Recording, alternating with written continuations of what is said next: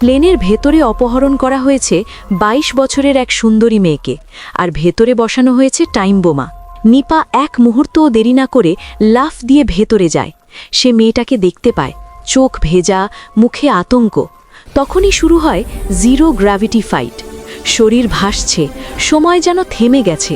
নিপার শক্ত আঘাতে এক সন্ত্রাসী ভারসাম্য হারিয়ে খোলা দরজা দিয়ে আকাশে ছিটকে পড়ে। নিপা মেয়েটাকে শক্ত করে জড়িয়ে ধরে, কিন্তু তখনই তার চোখ পড়ে লাল আলো জ্বলতে থাকা বোমার টাইমারের দিকে। সময় হাতে মাত্র কয়েক সেকেন্ড।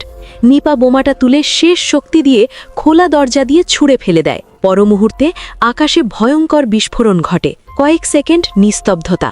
তারপর প্লেন স্থির হয়, নিরাপদে নিয়ন্ত্রণে আসে।